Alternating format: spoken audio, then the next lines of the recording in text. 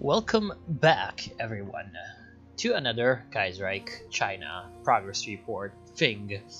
This time we're going to be tackling the Yunnan Clique, which got its progress report released yesterday by the time this is uploaded.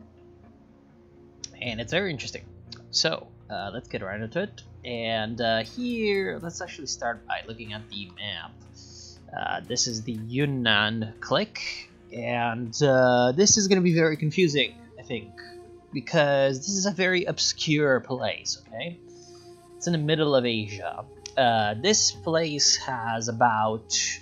okay, so I should actually start off by saying that this is not just Yunnan province plus parts of Guizhou province, or Guizhou, if we have to, pronounce everything correctly.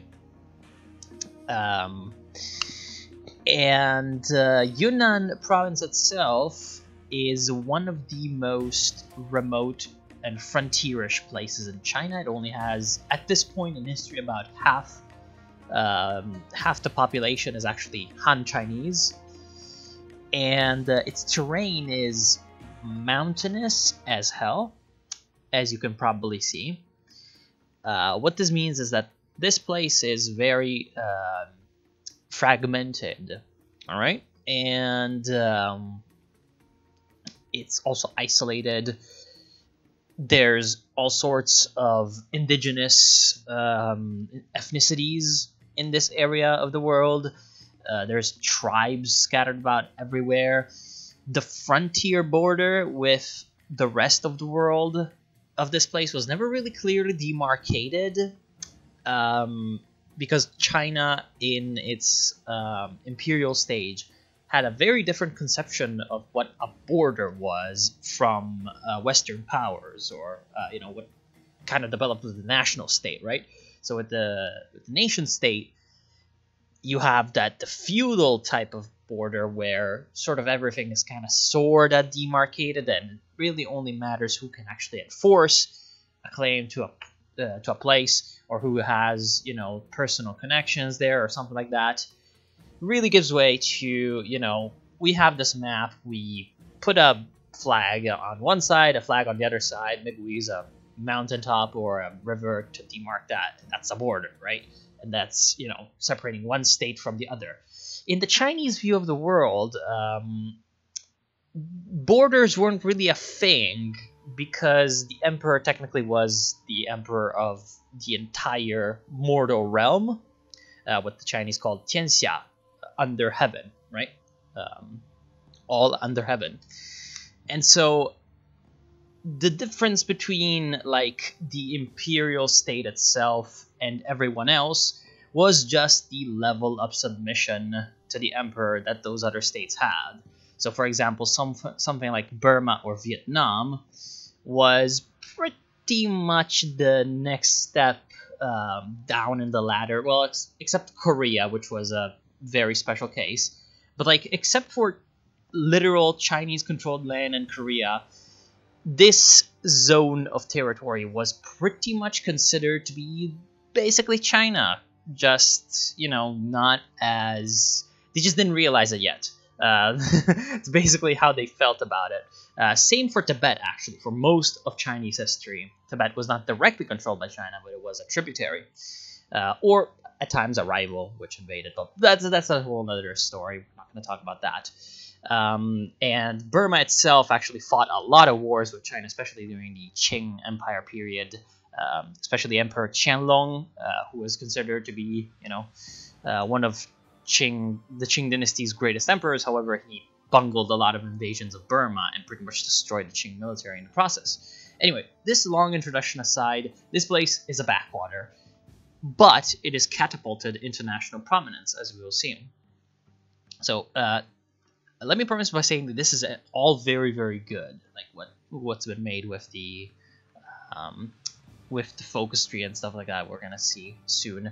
So essentially, Yunnan becomes important after the military academy is founded in the late Qing period, which kind of is the backdoor for republicanism and that ideology to enter such a sort of backwater region. So they, the Yunnan Military Academy officers essentially take over the province during the revolution. And when Yuan Shikai, we talked about him last time, tried to proclaim himself emperor, it was Yunnan that was the first province to proclaim its adherence to the Republic rather than to the new empire.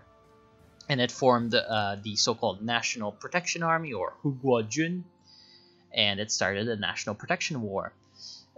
And essentially, even though it was incredibly outnumbered, partially thanks to the organization from the Yunnan Military Academy, so a good officer corps, partially thanks to the fragmentation, obviously, of Yuan Shikai's empire, Yunnan became victorious. However, because of this, essentially Yunnanese troops, which at the time numbered something like 20,000 or something, which was a lot for a province like this, essentially became scattered about throughout all the neighboring provinces. And it started a kind of pattern, in a way, of these guys showing up and invading these other provinces, kind of willy-nilly. Now, at this point, at the beginning, I, by the way, have a few wars that you should probably read about before you try to play Yunnan, otherwise you're not going to understand anything what's going on. As always, the links will be in the description for all this stuff. So at this point, you should know that during this war against the new empire, the Imperial Restoration by Yuan Shikai, the governor was this guy, Cai who is very difficult to pronounce. But yeah, Cai was essentially a sort of moderate politically. He did not actually support the KMT, although for some reason Wikipedia claims that. Only claims that he supported Song Jiaren, who eventually was murdered, but he didn't actually support Sun Zhongshan as much, aka Sun Yat-sen. And the disciple of Cai is the leader of Yunnan at the start, a certain guy called Tang Jiyao. And Tang Jiyao is a dick. So he's the disciple of Cai and he becomes the ruler of Yunnan and becomes a very, very influential figure in southern Chinese politics as a whole, because, again, the importance of Yunnan's military. Now, this is his focus tree. You start off with him in control in 1946, which is different from history, because where obviously Kaiserreich diverges from history in China is that essentially the northern expedition by the nationalists to attack the Qing fails because of Germany coming in to support that. Now, in history, Tang Jiyao, he was against Beijing, but he was also against the government in Canton, the nationalist government. He had his own grievances with them that we're not going to go into right about now, but, at some point, essentially, just to make it very, very, very, very clear as to what happened, just explaining it quickly, and then we can move on. At some point, he tried to ally with Canton to take out someone in Sichuan, which is this brown thing. That backfired. One of his commanders couped him and took control of Yunnan. Then he went to Canton, tried to get support from them. They kind of were so-and-so. Then he realized that he wasn't really, he didn't really want to be their subordinate. Then came back to Yunnan, recruited some mercenaries and got some of his previous generals to defect back to him. So he took control of Yunnan again. But at that point, he decided that he would rather be independent, rather than be actually controlled by the centralized government of the nationalists. So that led him into the arms of the warlord that we talked about last time, Chen Jiongmin, over here. And together with him, they tried to make a sort of federalist coalition in South China. This materialized in the 中国自公党, the China Zhegong Party. And this party is actually, funnily enough, another one of the 8 surviving political parties that are technically legal in China. We talked about another one of those last time. So yeah, this is the situation. However, since in real life, essentially, a whole very complicated series of events because of the Northern Expedition took place that led the other Yunnanese generals to depose Tang, led by, where is he? Well, actually, I don't, yeah, Long Yun, led by Long Yun, this guy, and Hu Ruoyu, this guy. In Kaiserreich, this hasn't happened yet. Let's get Long Yun, because he's pretty fucking important.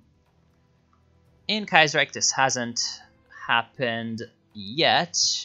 Oh, here looks like we have some spoilers. This hasn't happened yet, but it can happen soon. So anyway, what happens instead is that the Nationalist Army, which has been defeated around, the Yangtze River, retreats back south, and the only safe haven that they find is the sort of defender of the Republic, Yunnan.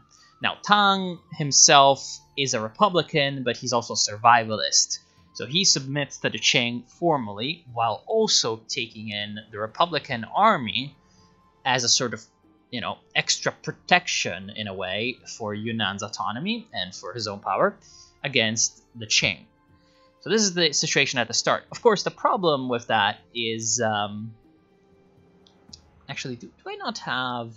Let me see. I think they're supposed to be somewhere, because here I don't see the political parties. Let's see if there's the political parties here.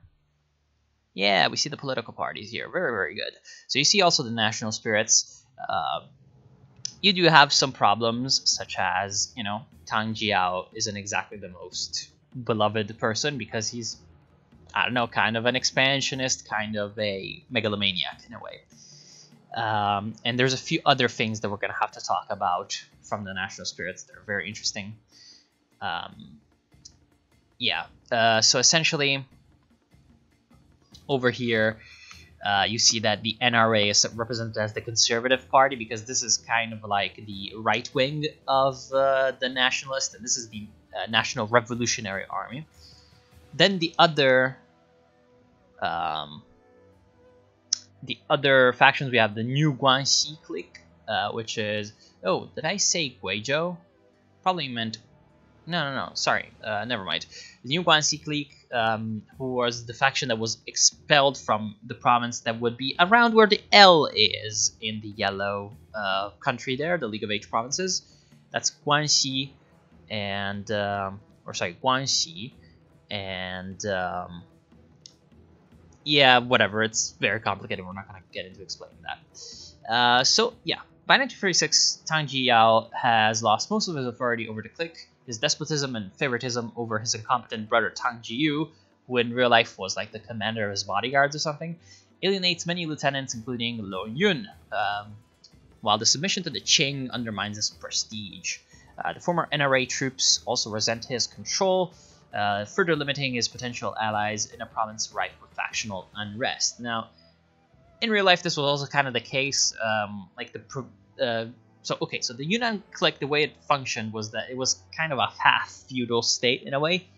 You had Tang in Kunming, the capital, but like the actual corners of the province itself, because of the difficulties in communications, had to be controlled directly by the garrison commanders, really. And so that's where Mr. That's where Mr. Long Yun comes in. Here you see, yeah, this guy. He was basically the most important of the subordinates of Tang Jiao. Anyway, so yeah, we go look at the focus tree, and we can see that he has some interesting paths. So essentially, Tang just kind of likes to rule in a way. He does have an option to go Federalist or to establish his control, and for some reason he can declare the Tang dynasty, which is just absolutely amazing. Now, even though his surname Tang in Chinese is basically the same as the name of the Tang dynasty, that's not how dynasties work. It's a joke. The creator actually kind of explained that it's, you know, not really meant to be literally a restoration of the Tang dynasty, nor does it mean that he is a descendant of that. Dynasty and royal family name are two different things in China. So just to get that cleared up.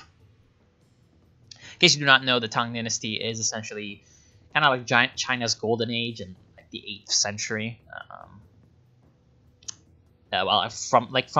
Okay, I'm not that well versed in that period of Chinese history, but I'm pretty sure it lasts from like the 6th century to the 8th or something like that. I'm not sure. I don't remember exactly. But yeah, it's basically like, you know, China's golden age. And if you try to do that, you get overthrown because Yunnan is a bastion of republicanism. They rose up against the emperor all the way in Beijing when Yuan Shikai tried to restore the empire. So, you know, in Kunming, not gonna have it. And also, there's been an influx of radical Republican troops, you know. The other option is to enact the Federalist Doctrine. Now, the Federalist Doctrine involves, if you can see that flag, that is the flag of, well, it's this flag. You can see that. This is the flag of the Yunnan Clique, essentially. So it's basically going to be him cooperating with Chen over here, who is going to be in Canton trying to rebel against Xie Yuan from the Nanjing clique. This is already getting very confusing, is it? Love it.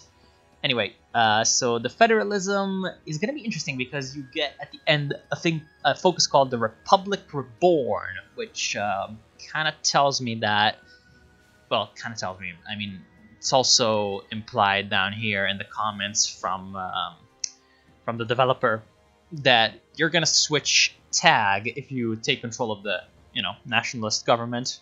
Sorry, not nationalist government, the national government. So if you take Beijing and you take the Republic Reborn, you are going to switch to a Chinese focus tree, which is different from this one, which is great. Then there is a bunch of stuff that you can do for expanding Yunnan, which is glorious. So, National Protection Initiative, obviously a kind of echo of the National Protection movement. And there you either have expansionism again or federalism. Obviously, expansionism would be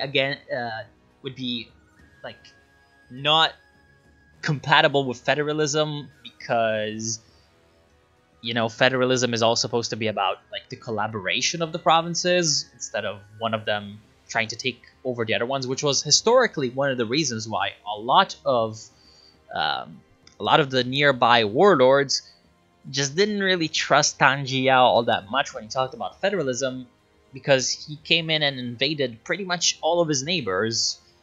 So, you know, not exactly the most trustworthy man. In fact, at one point he even tried to take control of the national government after Sun Yat-sen died. He got crushed, but that would be way too difficult to explain right now. And we don't even care, because that's not a history that matters to Kaiserreich. So yeah, you can expand along into Hunan, aka into this area. You can see my cursor.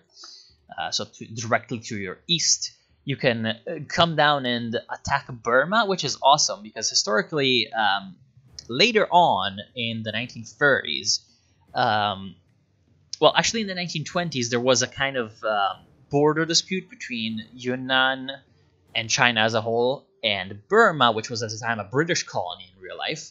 Of course, right now it's an independent, kind of German-controlled kingdom. However, in real life, it was a British colony, and there's some there were some mining activities along the border or something. I don't exactly remember, but there was a dispute over that. And what's kind of funny is that Chiang Kai-shek in Nanjing was like, yeah, we don't want to fight the British or, you know, get involved with that, because, yeah. So they established a, in real life, they established a kind of League of Nations commission or something to arbitrate.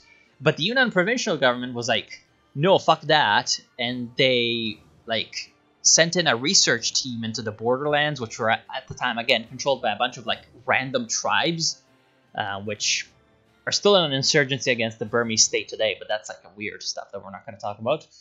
And essentially, like, they kind of turned the whole British trick of using weird claims against them and claimed, like, something like half of Burma as the rightful Chinese territory. So, yeah, it was kind of funny reading that. And, yeah, historically, there is essentially a reason why this could exist, and you can expand, as you can see, all the way into Burma, which is glorious. Absolutely glorious. Apparently, you can also take down Siam, or Siam, or however you want to pronounce that. Sichuan to the north is also a primary target, because, well, Sichuan, yeah, it's big. And then secure Tibet, because, yeah, historically Tibet was kind of a nuisance during this period to the Chinese, as, you know, the Ma's know very well, because they have to fight them. Then there is another tiny branch for the military, and what's kind of funny is that they can get planes, and historically the Yunnan Clique did actually buy planes off of France. Now, the only, like I said, that Yunnan is kind of isolated from the rest of the world because of the mountains. That's kind of true, but you can see that, like, in the south there is a relatively normal terrain route all the way down into the Mekong Delta. And the only connection Yunnan had to the outside world for most of, like, the 30s and the 40s was a railway from Kunming to Hanoi. Actually, relatively, I think it was actually to Haiphong. No, Hanoi. So yeah, essentially, Yunnan was economically a lot more dependent on France historically than the rest of China, which is one of the reasons why Chiang Kai-shek was very, very kind of careful in dealing with Yunnan, because there was always the kind of fear, in a way, that Yunnan could end up as another Manchuria. Manchuria had been taken over by the Japanese, thanks to their clever use of, you know, railway concessions and stuff like that. So it was feared that Yunnan could suffer the same fate. And achieving Yunnan's economic independence is kind of one of the big parts of Long Yun's policy that we'll see later. So yeah, essentially, at some point, if you're going to play as Tang Jiao, you need to, you know, kind of choose whether or not you're going to try to become the Emperor of China or be a Federalist. Anyway, you go after, essentially, when the country to the east, the League of Eight Provinces, explodes, you go after them. If you're not careful about it, Tang Jiao is going to get couped by Long Yun. Now, yeah, as you can see, there's all these events that happen, and then, oh no, Long Yun takes over. After that, this is going to be the situation. As you can see, half your country becomes whatchamacallit, demilitarized. And that's representing how there's different factions fighting it out for control, while Long Yun himself, okay, this man, this sexy guy, he controls the capital, Kunming, but the other provincial seats, like the other big seats, are essentially controlled by other factions, and that's the point of these people. Hu Ruoyu, Zhu Peide, and Lu Han. However, this is even less complicated than what happened in real life after Long Yun took over from Tang Jiao. we're not going to go ahead and get into that, but there was a 5-way civil war between Long Yun and 4 others for control of the province, which was absolutely insane. And you think Kaiserreich is complicated. And that civil war, by the way, also had French involvement, and Sichuan involvement, and national government involvement. So, you know, yeah, lots of sides fighting it out. Anyway, and here it's a little bit less complicated. You have a bunch of events happening. Okay, so this is Long Yun's tree that we're not going to get involved with right now. There's a lot of these events that are going to happen to you, essentially a kind of text, choose your own adventure kind of thing. And depending on how you play it out, you can make different people, again, win the struggle for power. Essentially, either Long Yun wins, and you have this tree where you are the quote-unquote king of Yunnan, not the actual king of Yunnan. And you have some interesting things that you can do, very, very interesting things. This is the greater Yunnan kind of path. It's a bit like... it's a bit like Tang, where you can have the greater Yunnan kind of thing versus the more national ambitions. In the case of Tang Jiyao, it is federalism. In the case of the coup, it is going to be the National Revolutionary Army trying to reform the nationalist China. And yeah, this is pretty great. There's two kind of choices for that. Essentially, you either have... Where is it? Okay, you either have Zhu Peide, who's going to collaborate with the right of the KMT, or Zhang Bojun. Now, you may be saying, how the hell is, how the hell is that going to happen? Weren't we talking about, like, other people? Well, if you wait too long to have anyone win in these events... and by the way, this event references a place that doesn't matter in KRTL, but was very important in real life, Tsun Yi. Yeah, I just included that. You can go read about that. It's a very important step kind of in the long march Tsun Yi conference. So if you have all these events and no one like kind of prevails or anything like that, you're going to have a coup happen at the Yunnan Military Academy by one of the teachers, Zhu De. Or wait, hold on. What are the tones like in this name? Zhu De. Okay. So Zhu De over here is very important in real life, but he's kind of obscure, an obscure figure in Kaiserreich timeline. So he takes over, and yeah, here he is, very, very cool man. However, he cannot lead the province himself. In real life, he was one of the founding figures of the Red Army in China. However, what he can do... Oh, this is like all of them, but no, I don't care. Let's take a look at this. What he can do is he's going to hand it back over to the National Revolutionary Army. As far as I know, you can also just have the National Revolutionary Army take over, on its own. But you just probably do not have the option of joining the left KMT and becoming a social democrat. Whereas the right KMT is going to be conservative, most likely. And, yeah, like, if you go with the National Revolutionary Army, you get to expand throughout the rest of China, ending the monarchy finally once and for all, and proclaiming a new China, Xinzhongguo, which is basically what the KMT said that they did. They break with the thousands of years of old China, Jiuzhongguo. However, the communists later on include the nationalist period also as old China, or Jiuzhongguo, and famously they say 没有共产党就没有新中国. So without the Communist Party, there would be no New China. Anyway, New China is kind of a interesting reference to what happens in real life. So if you could proclaim the New China, also just like if you proclaim the new Republic, where is it? Yeah, the Republic Reborn. you're gonna get the Chinese focus tree. Whereas if you stick as Long Yun, you're gonna be essentially either continuing isolation and being a mounted fortress, which is partially what happens historically. Partially.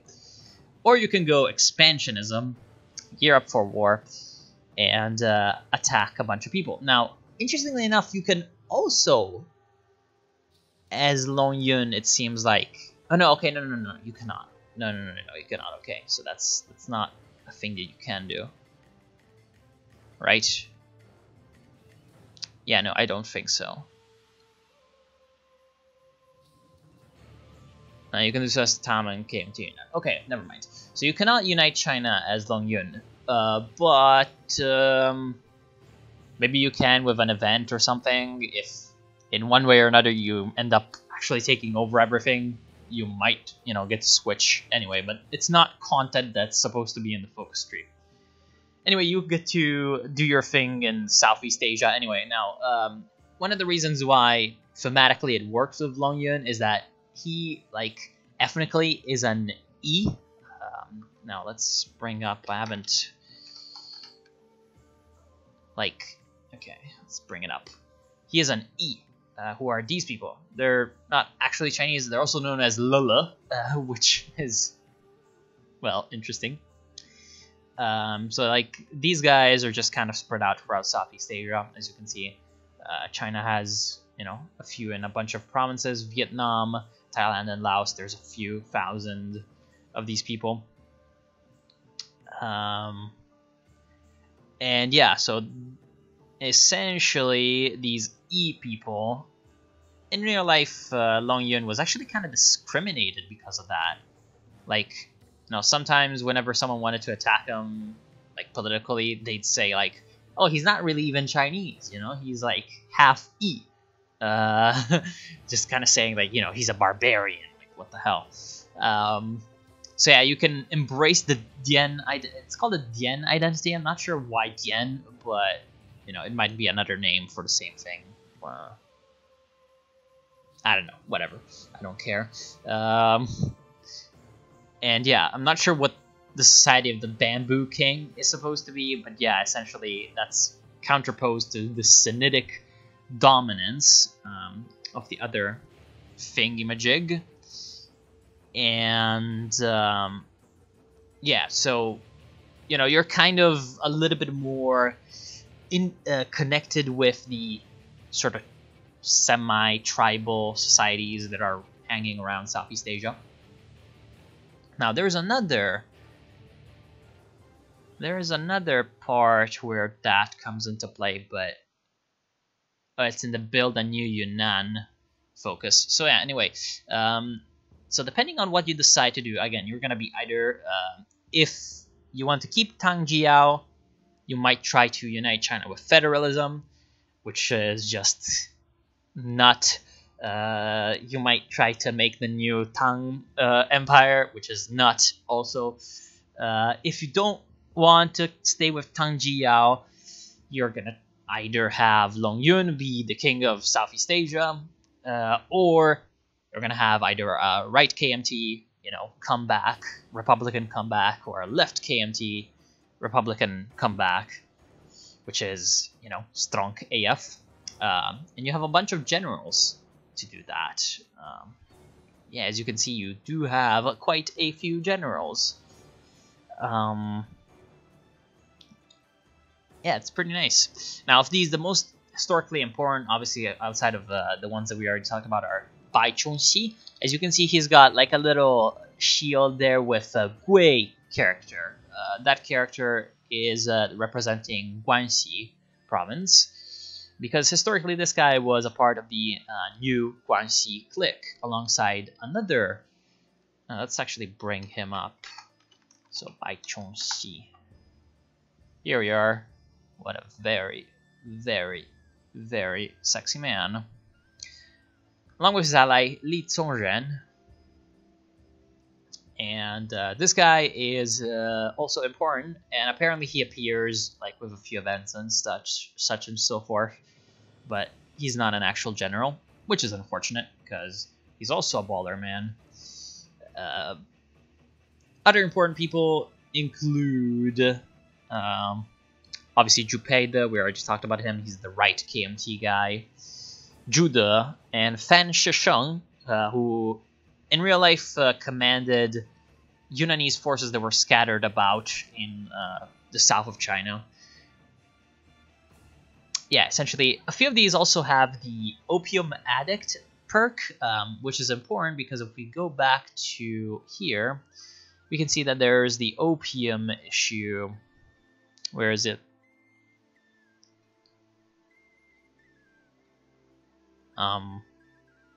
Hello? It's not showing me the opium shit.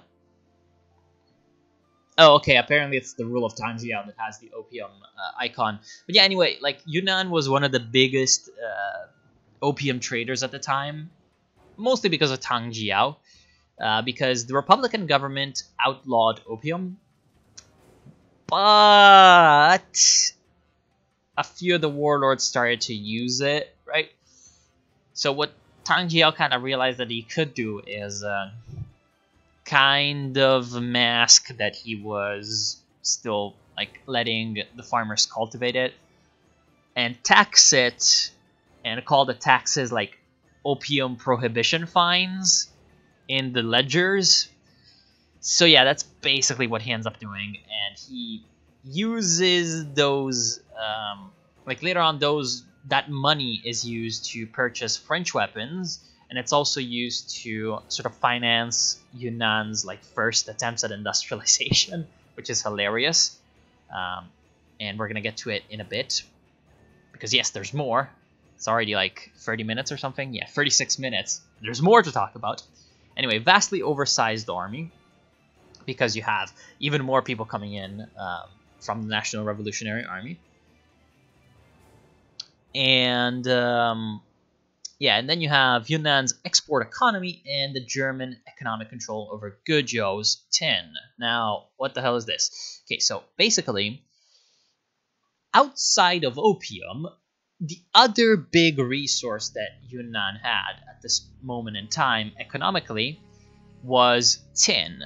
Now, opium had, pretty much financed the whole provincial apparatus for forever. Tin, however, was mined in the southeast in the town of Guizhou. Let's get Guizhou. Here we are. As you can see, it's in the southeast of the the province, and essentially, yeah, it's even talking about that in Wikipedia. It has the country's largest tin deposit, and the main industry is mining. Today's has actually 400,000 people, sorry. It's really beautiful, as you can see. However, essentially, well, it's actually even talking a little bit about that. Yeah, essentially the trade was controlled by the French, because to export that tin, you had to transport it, from the southeast of the country to, well, I mean, the east you cannot do that because there's no transportation. There's the mountains too. To the south, you have the Kunming-Hanoi Railway. So, yeah. So the exports of tin became relatively important. However, there was a bit of an issue. Wonder if that's mentioned in the economic tree. Where is it? Yeah, improved mining facilities. Yeah, there were a few issues essentially with the way the tin was mined and stuff like that. So that opium money kind of got rediverted into upgrading the tin production as well, and starting up a few bits of industrialization. And the person that controlled these efforts, or spearheaded these efforts, like economically, this Miao Yuntai, it's kind of misspelled. This guy over here, he actually becomes relatively important in China later down his life. I have his page in, I only found it in Chinese, which is relatively unfortunate. Both on Baike, which is kind of like the Chinese Wikipedia, But yeah, you can see here he's actually gonna later on return to China after like a bunch of years and actually meets with Deng Xiaoping. Yeah, kind of whatever. This guy. So obviously that's the picture when he was very old, but yeah, he becomes kind of important. He helps also found the new Fujian Bank, which where the hell is it? Too many things to click through. So essentially, that's the whole economic tree. So the Fujian Bank reorganization is supposed to give the provincial government enough liquidity to transition away from opium into other economic activities. So you can see here, you can either try to develop, with Chinese investment or foreign investment, which obviously is going to involve Germany quite a lot, just as in real life it involved France. Obviously, you're going to try to integrate yourself with the regional economy. Hydroelectricity can be a thing because, well, it's a mountainous place with rivers. So, yeah, that's pretty obvious. And in real life, actually, there was a kind of plan to build some kind of hydroelectricity place in Yunnan. Then they realized that they didn't need that much power. And so they decided no. So that's that. The other important thing here is to improve security, which is obvious because, again, because of this place being so mountainous, local security is very important. And actually, one of the reasons why Tang Jiao in real life was couped was because after his failed invasion of the southeast, he was like, oh yeah, I'm gonna go try and become the leader of the Nationalist Party when he was broke. So at that point, there was a bunch of kind of fragmentation. There were bandits, roaming around the countryside and stuff like that. So that was a big reason why he failed, was because he couldn't maintain stability in Yunnan itself. So yeah, internal security, very, very important, obviously, but more important than usual. And here you get to deal with the tribes again. You see there's either colonize the frontier and assimilate the Tusa, or accommodate the Tusa and have a Tusa army. Now, who the hell are the Tusa? The Tusa are, as far as I understand it, the tribal chieftains of the areas in the southwest of China. And again, that's the sort of juxtaposition between the traditional Chinese idea of the frontier, where Chinese influence kind of radiates for a porous kind of border and frontier, which in real life was exploited pretty much by the Western powers. Not even necessarily in a deliberate or evil kind of way. It was kind of a clash of models. It is one of the reasons why the Chinese lost so much land to the Russians, because they didn't really consider the concept of saying that's ours, Yeah. And yeah, so either the traditional Chinese kind of thing, what you get out of it is troops, kind of like militias, supporting you. I'm guessing, at least. I'm not sure what the focus is actually going to entail. But in real life, when I talked about all those border disputes with the British and stuff like that, the Chinese did try to kind of mobilize certain tribes to support them and fight British-supported tribes. So there was kind of a proxy war going on throughout the 20s and 30s in that whole area. Or you can colonize the frontier and, again, get those frontier mines that I talked about that was the object of dispute with the British. There you also have the National Southwestern Associated University on the east side of the focus stream for the economy, which is actually kind of interesting because in real life, because let's actually bring up the map, because in real life when the Japanese invaded, they took over a bunch of eastern China and where all the universities and all the important sort of intellectual life happened. So there was actually a ridiculously large refugee movement from Eastern China from 1938 to 43, 44, which is when, well, actually 45, which is when the Japanese surrendered. Something like 3 or 4 million, I think, people, mostly, again, intellectuals, industrialists, skilled workers, kind of the people that really get society progressing. I know that doesn't sound very well, but it's like people who have the time to think about things. They kind of flooded the West, and a lot of that came into Sichuan. Obviously, Chongqing, or Chongqing, as I should pronounce, became the capital of China during that time. This is talking about real life. But another center for Chinese resistance was actually Yunnan. Again, because of the defensible location. And in Kunming, you had the largest university in China at the time. So yeah, I don't remember what it's called, but it's actually relatively important in Republican China's kind of history.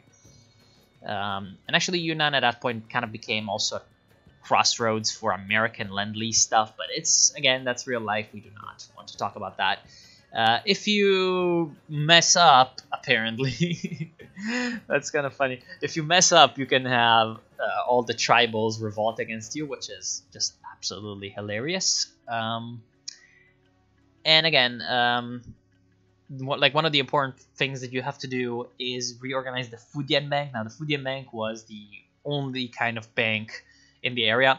Actually, at this point in history, basically all the warlords printed their own money. And these currencies were generally pretty damn terrible. They were kind of funny money. But at one point, Yunnan actually pegged their currency to the pound, right?